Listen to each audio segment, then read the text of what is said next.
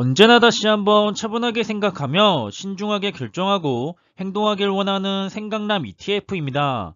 현재 경제 전문가들은 작년과 올해 증시가 가파르게 달려온 만큼 다가오는 2022년에 글로벌 증시를 위협한 최대 리스크에 대한 설문조사를 통해 여러 가지 의견을 냈는데요. 한번 관련된 내용을 살펴보겠습니다. 현재 경제 전문가들은 내년 글로벌 증시를 위협할 3대 위험 요소로 바로 인플레이션과 코로나 바이러스, 그리고 전쟁을 꼽았는데요. 작년인 2020년 코로나19 팬데믹 이후에 계속해서 숨가쁘게 상승세를 이어온 세계 주요 주식시장이 내년에는 이와 같은 변수를 만나게 될 경우에는 걷잡을 수 없이 무너질 수 있다고 전망을 하고 있습니다. 현지 시간으로 23일 블룸버그 통신은 관련 전문가 873명을 대상으로 해서 2022년 주식시장을 발목 잡을 리스크에 대한 설문조사 결과를 발표했는데요. 이 설문조사에서는 투자 포트폴리오 매니저가 35%, 연구와 경제학자가 15%, 주식 트레이더 12% 등 관련 전문가들이 참여했다고 하고요. 지역별로는 북미가 44%로 가장 많았고 유럽이 37%, 아시아가 10%의 순이었다고 합니다. 설문조사의 결과를 보자면 응답자의 31%가 최근에 가파른 물가 상승에 대해 우려를 표했는데요. 세계 각국 중앙은행들은 코로나19 대응을 위해 과도하게 유동성을 풀면서 화폐의 가치가 떨어졌고 물가가 급등하는 인플레이션이 심각한 수준에 올라왔다고 진단을 했습니다. 그리고 두 번째로는 전 세계적으로 2022년에 코로나19가 종식될 것이라는 기대감이 크지만 전문가들의 머릿속엔 바이러스 변수가 여전히 남아있었다고 합니다. 응답자의 26%는 코로나19를 내년 증시 리스크로 인식을 했고요. 이들 중에 절반은 오미크론에 이어서 또 다른 새 변이 바이러스가 등장하는 최악의 시나리오가 나올 수도 있다고 경고를 했습니다. 또한 응답자의 23%는 최근 고조되는 중국과 대만 그리고 러시아와 우크라이나 사이에 지정학적 갈등으로 인한 전쟁이 벌어지는 상황을 염두하고 있어야 할 위험 요인으로 해석을 했는데요. 해당 국가뿐만 아니라 미국과 유럽연합 등까지 얽히고 설켜 있어서 자칫 전쟁이 이뤄질 경우에 대규모 무력 충돌로 번질 가능성도 있다는 것인데요. 경제 제재 등 장기전으로 비하하는 상황에도 대비해야 한다는 조언이 있습니다. 이 밖에도 미국 연방준비제도인 패드의 금리 인상 등 정책 변수를 시장의 위험 요소로 보는 전문가들이 있었고요. 이는 미국 중앙은행이 금리를 너무 빨리 조이면 시장에 충격을 불러올 수도 있다는 분석을 하고 있습니다. 그래서 업계는 연준이 너무 빨리 조이지도 않고 1.75% 이상으로 기준금리를 올리진 않을 거라고 전망하고 있기도 합니다. 또 다른 의견으로는 중국의 부동산 시장이 침체되는 등 중국의 경제 성장이 둔화되면서 주변 시장에도 영향을 미칠 수 있다는 견해도 있고 코로나19로 야기된 글로벌 공급망 대란에 대한 우려가 4.9%가 나온 것을 비롯해서 암호화폐에 대한 우려가 4%, 스태그플레이션에 대한 우려도 2.6%가 나오는 등 내년 주식시장의 위험 요소가 될 것이라는 여러가지 답변이 나왔습니다. 앞선 설문조사는 글로벌 전문가들을 대상으로 한 설문조사라면 지금 보시는 화면은 국내 투자 전문가 100명을 대상으로 한 설문조사인데요. 결과는 비슷합니다. 요약하자면 내년에도 우리들이 열심히 투자하고 있는 미국 기술주 기업이나 ETF를 통한 투자 선호는 계속해서 이어지는 가운데 인플레이션과 금리의 향방에 따라서 자산 시장의 변동성이 커질 것이라는 관측이고요. 더불어 금리 인상기에는 미국 등 선진 해외 글로벌 주식에 대한 관심이 올해처럼 계속 이어질 것으로 전망이 되고 있고 실적이 확실할 반도체나 자동차 등 경기 민감 수출주를 중심으로 국내 증시의 반등도 기대된다는 분석입니다. 다만 내년 증시는 올해보다도 난도가 올라갈 수 있으니까 간접 투자, 즉 대표적으로는 ETF가 되겠죠. 그리고 현금 보유 등을 통해서 위험 회피를 잊지 말 것을 조언하기도 했는데요. 저도 항상 투자 비중의 20에서 30% 정도는 현금으로 보유하면서 적립식 투자를 진행하려고 노력하는 편입니다. 만약 큰 하락장이었을 때 보유한 현금이 얼마 없다면 굉장히 아쉬울 것 같다는 생각에서 현금을 항상 보유해 놓으려고 하는데요. 하지만 어떤 분들은 시장은 어차피 우상향하고 언제 하락하고 올라갈지 모른다고 하면서 항상 시장에 넣어놓고 마음 편한 투자를 하시는 분들도 계십니다. 이건 성향의 차이니까 정답은 없고요. 본인의 투자 성향이 어떤지 잘 판단해 보신 다음에 본인의 투자 성향에 잘 맞는 방법으로 투자를 진행하시길 바라겠습니다. 그리고 다가오는 2022년에도 여전히 미국은 투자하기에 가장 좋은 최우선 국가로 꼽히고 있습니다.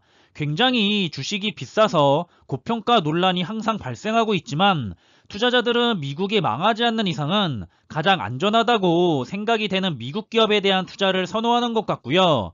더불어 국내 주식은 항상 저평가 상태이기 때문에 저평가에 대한 상승에 기대를 하고 있고, 중국은 위험하기는 하지만 전기차나 2차전지, 반도체, 신재생에너지 등 정책의 수혜를 볼 산업 분야는 여전히 기대를 하고 있습니다. 이런 전문가들이 추천하는 투자의 비중은 해외 주식이 7, 국내 주식이 3인데요.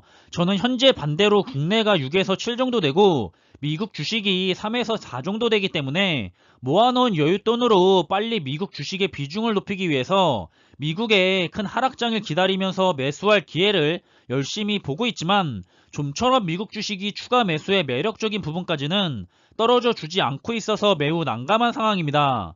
전문가들의 말처럼 도대체 언제쯤 마음에 와닿는 큰 하락장이 올지 모르겠는데요. 사실 2년 동안 시장이 너무 크게 올라간 것도 사실이기 때문에 어느 정도는 조정을 받을 수도 있겠다고 생각은 하고 있는데, 생각과는 반대로 계속해서 미국 주식은 올라가기만 해서 참 웃어야 할지 울어야 할지 난처한 상황인데요. 여러분들은 진행하고자 하는 방향대로 투자가 잘 진행되고 계시는지 모르겠습니다. 그럼 앞의 내용은 잘 봤습니다. 전문가들의 의견도 잘 들었고요. 그런데 우리들이 시장의 흐름이 안 좋다고 실망하거나 무서워할 필요가 있을까요? 저는 전혀 없다고 생각을 합니다. 아마도 대부분의 투자자들은 계속해서 자신이 사회생활로 인한 수입이 끊기지 않는 이상 적금 들듯이 적립식 투자를 해야 하는 투자자분들이 대다수가 아닐까 싶습니다. 단기간도 아니고 5년, 10년, 15년 이렇게 투자하는 시간이 길어지면 길어질수록 복리 효과로 인해서 효과가 기하급수적으로 늘어나게 되는데요. 그렇기 때문에 이런 단기간의 수익률과 시장의 흐름에 의해서 내 투자가 좌우될 필요가 없습니다. 시장이 좋아서 또는 기업이 일을 잘해서 주가가 상승하면 내 자산이 불어나니까 좋은 거고요. 외부적인 요인에 이어서 시장의 흐름이 안 좋아 하락을 하게 되면 내가 이번에 5만원을 주고 사야 할 주식을 45,000원, 4만원 이렇게 평소보다 싸게 매수해서 수량을 더 늘릴 수 있어서 또 좋은 겁니다. 투자를 진행할 수 있는 시간이 많이 남아있는 투자자일수록 주가가 상승해도 좋고 하락하면 수량을 하나라도 더 모을 수가 있기 때문에 더 좋은 거죠. 저는 대다수 투자자들의 상패는 누가 얼마나 더 인내를 잘해서 우량한 종목을 통해 안정적인 수익률을 매년 꾸준히 누려나갈 것인가에 달려있다고 생각을 하는 투자자입니다. 그리고 이런 꾸준한 수익을 위해서 시장에 빠져나가 있으면 안 되고 항상 주식시장 안에서 머물고 있어야 한다고 생각을 하는데요. 우리들이 인내심이 강한 엉덩이가 무거운 장기 투자를 해야 하는 이유는 우리가 주식 투자를 하면서 얻을 수 있는 수익률의 80에서 90%가 전체 투자 기간의 2에서 7%라는 아주 짧은 기간에 발생을 하기 때문에 신도하지 못한다는 그 등락의 흐름을 맞추려고 하지 말고 그저 좋은 투자 종목에 투자를 했다면 그 좋은 투자 종목을 믿고 신뢰하면서 진득하니 기다리고 인내만 하면 된다는 겁니다. 왜냐하면 투자한 그 기업이나 산업이 발전할 수 있는 시간을 우리는 줘야 하기 때문이죠. 제가 ETF를 통한 투자를 선호하거나 추천하고 싶은 이유는 굉장히 단순하고 명확합니다. 일상이 바쁜 우리 일반 개인 투자자들에게는 항상 기업을 분석하고 실적을 확인하며 상황을 항상 체크해야 하는 그런 투자 생활을 오래 지속하기가 어렵다는 점입니다. 그런데 주기적으로 편입 종목들을 리밸런싱하면서 항상 그 분야의 최고의 기업들에게 투자가 되는데 마음 편한 투자를 못할 이유가 있을까요? 자신은 자신의 위치에서 열심히 경제활동을 하면 되고 내가 투자한 ETF 종목은 그 분야의 전문가들이 우리처럼 열심히 일을 하면서 주가를 상승시켜주는 일을 합니다. 그렇기 때문에 우리는 투자를 하고 그 기업이나 ETF에 속한 편입 기업들이 열심히 일을 하면서 발전하고 성장할 시간만 주면 되고 우리는 미래를 향해 함께 가는 거죠. 시간이 필요하기 때문에 인내심이 강한 투자자들만이 좋은 성과를 결국 가져가게 되는 곳이 주식시장이라고 생각을 하고요. 그동안에 발생하는 불필요한 심리 싸움에 휘말릴 필요가 없다고 생각을 합니다. 어차피 최고의 기업들은 계속해서 성장을 하고 주가는 우상향하기 때문이죠. 이런 ETF 투자는 특별한 전문 지식을 가지고 있지 않아도 누구나 좋은 산업에 대한 ETF만 선택해서 장기 투자만 한다면 좋은 성과를 가져갈 수 있는, 우리들에게 경제적인 자유를 안겨다 줄 수 있는 마법의 투자 상품이라고 생각을 합니다. 그럼 이번 영상에 대한 내용을 간략하게 정리를 해본다면, 언제나 그렇듯 전문가들은 여러가지 이유로 주식시장이 하락할 수 있다는 경고를 합니다. 충분히 이해하거나 공감할 수 있는 경고라고 생각을 하는데요. 그렇다고 해서 우리 투자자들은 시장의 흐름에 연연해 가면서 투자를 할 필요가 있을까 하는 의문을 가지고 있습니다. 왜냐하면 우리들은 대부분 적립식으로 장기 투자를 진행해야 하는 투자자들이 대부분일 텐데, 주가가 오르면 자산이 불어나니까 좋지만 하락을 하더라도 아직도 투자해야 할 기간이 많이 남아있기 때문에 한 주라도 더 싸게 살 수 있는 하락장은 그야말로 세일의 기간일 뿐이라는 생각입니다. 스스로가 좋은 투자 종목에 투자를 했다면 그것은 바로 최고의 투자 종목입니다.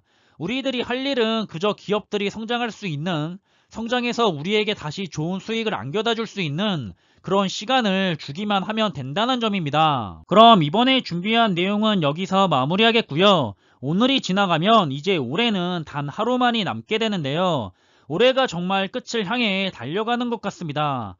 많이 아쉬운 마음이 들기도 하지만 그래도 여러분들은 한 해의 마무리를 정말로 기분 좋게 잘 하셨으면 좋겠고요. 언제나 주변의 소중한 사람들과 함께 더없이 기쁘고 행복한 시간으로 잘 보내시면서 마무리하시길 바라겠습니다. 항상 준비한 내용들이 여러분들과 함께 투자하는 데 있어서 많은 참고가 될 수 있는 그런 좋은 영상이 되기를 바라고 있고요. 심리적으로도 그리고 좋은 정보로도 도움이 되었으면 좋겠습니다. 그럼 영상이 도움이 되셨다면 구독과 좋아요 부탁드리고요.